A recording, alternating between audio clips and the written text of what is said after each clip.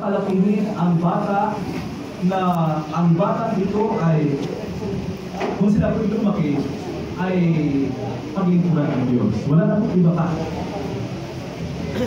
Habang at ang child education, ito din po ay isang gawain at pangako ninyo sa Panginoon na ang batang ito, kahit tayo namuhay sa isang magulong mundo, ang batang ito ay lumalaki nawa sa isang komunidad ng isang tahanan na mayroon pong Diyos at sintro ang Diyos. Ibig sabihin, ang child education, ito po ay pangako ninyo sa Diyos na kung saan ang batang ito ay habang siya lumalaki, ituro ang katotohanan o ang salita ng Diyos sa kanya. Okay? Mayroon ako po ay na-assign po sa Marikina, mga kapatid. Isa na pong itong halimbawa. Mayroon po isang kapatid natin na isang guro. Alam niyo po, ang gurong ito na kapatiran natin ay sobrang nalulungkot sapagkat sa week in the week na yan, siyempre sinugod ng magulang doon po sa kanya pong room, doon po sa paralan, sapagkat dahil ang kanya pong tinuturuan is mga grade 1. Alam po mga kapatid, nung siya po ay sinugod ng magulang, akala kausapin siya, pero nung nagulat siya, akala siya ito kausapin, ngunit nung nagharap niya ang isang magulang ay galit na galit sa guro o sa kanya. Bakit? Sabi po ng magulang, Ma'am, alam niyo po ba na nung aking pong anak ay pinapaaral, ako po ay may expectation sa mga teacher na turuan ng magandang asal at ang mga bata ay bumait. Bakit yung aking pong anak ngayon ay mas lalong napakakulit at lalong talagang napakasawalin sa akin? Ano po mga kapatid na kanyang bagay? Sabi po ng ating kapatid na isang guro, sabi niyo, Ma'am, alam niyo po ba? Kung mayroon kang sisihin una sa lahat, huwag mong ibalik, isumbat sa akin yung sinasabi mo sa akin. Sapagkat kung mayroon kang unang naging guro sa anak mo, ikaw. Totoo mo yung mga kapatid. Yes, tamang-tama po. Marami pong mga tao na inaasa o umaasa lamang sa paralan o sa ibang mga tao upang palakihin at turuan ng mga bata. Ngunit mga kapatid po ating titignan, ang child education, ito po yung pong pakiusap at pangako sa Panginoon na kayo bilang magulang ay isang mabuting halimbawa sa mga bata na ang batang ito ay lumalaki na maramdaman niya ang pag-ibig ng Diyos. Maramdaman niya na tunay ang Diyos.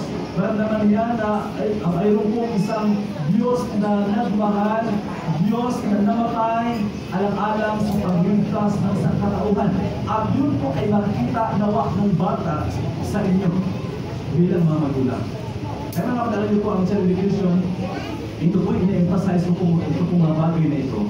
Sapagkat ang child education, ito po ay isang sagradong bagay na ito po ay isang pangako, commitment niyo sa Panginoon upang ang bata habang maliit pa, turuan ninyo sila. And then, ito po yung pangako mga kapatid na hindi lang po sa loob po ng tahanan sila turuan mga kapatid, kundi kaibag dito sa mga pangakong ito na nawa kayo po naging mabuting halimbawa sa tuwing araw ng Sabat. Huwag niyong iwanan na yung mga anak sa mga tahanan. Hanggang maaari mga kapatid sa panahon ng paglago, dalagin natin sila ng church. Kung mayroon pang mga activities ng church, huwag niyong silang pigilan na sila po ay ipasali doon upang masali pang matututo. Mayroon kasi mga magulang ngayon, pag mayroon po mga activities sa ang iglesia, ay pinipigilan nila. Huwag naman mga.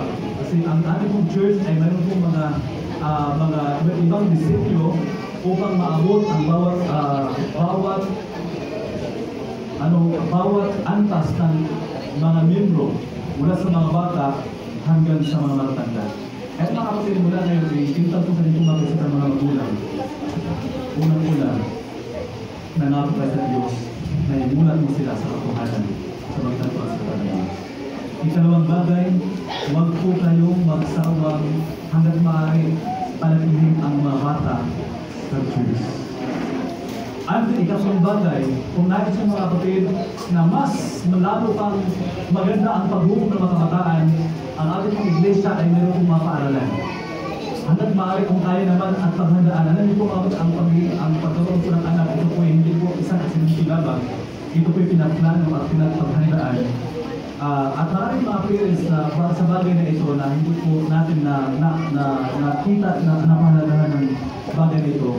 Na mayroon po tayong school. Ano po ang aking pong anak noon, nung kami po nasan sa Marikina, pinaaral ko po sa public school. Ano po mga kapatid na kami, ako pinalulungkot pagdating doon sa bahay nung anak yung panganay ko ay nag-aaral po ng kinder noon. Kapag kami tinuruan kami kung paano mag-sign of the cross. Ako mga bilang pastor, parang sampal sa akin. Kami, tinawag ko yung anak ko, pinapaliwanag ko sa kanya. Pero mga kapatid, ano niyo po, ang bata ka lang, walang kamangkuwang eh. Walang alam. At ako po'y nagmuni-muni, nag-usap ko yung mga asawa. Sabi ko sa kanya, ito po'y big up po sa atin. Ang Diyos ay meron kong isinin sa atin na para lang bakit hindi natin sila nila sa ating kaparalan. Mga kapatid, isa po yun ang mga atong pagdaanan po ng pansin ng mga Panginoon. No? So, and then, last na bagay mga kapatid kung sabihin sa atin, sa inyo, ay nawa tayo po bilang mga magulang, tayo bilang mga magulang is mag-iwan tayo ng makita yung imahe, yung karakter ni Cristo sa atin. Yung pag-ibig dito sa atin. Ako po ay nakalit mga kapatid. Kaya ng umaga, pag-isip ko ng mga bata na namalo pa ako eh. Mario. Tuwing Sabat, mayroon na kami pagpunta sa mga anak. Pag-gising natin sa umaga, walang laruan, walang dala na laruan sa Sabado, walang away, ito ang mga gagawin nila. Nag-away? Kung kailan po paalis na, kung kailan mag-prepare na maligo, ito pong dalawa ay nag-aaway, nag-iyakan na. Tinawag ko sa kwarto, tinalaw ko. Sabi ko sa bakit kayo na paano? Sabi ko sa akin, it's Sabbath din ngayon dahil. Meron na kayo tayo usapan. Alam mo mga bahagi ko talaga, huwag din po kayo ng hinayang yung mag-isipin na sa natin. O, mamalo sa anak niyo kung ito naman po kaya sa ulis ka na. Ngunit kung kayong mamalo kung kayo pinagalit. Kung minsan kasi tayo pinamalo sa pagkakasakit na tayo, yun po ay mali disiplina. Tayo po ay namalo sapagkat mahal natin siya. Huwag tayong mamalo dahil galit ka sa kanya. Sapagkat mga kapatid ang disiplina, ito po ay talagang ito po ay tanong-alam sa natin. So ngayong umaga, nais ko po ang aking hinigan. Lahat po ng mga elders, lahat po ng mga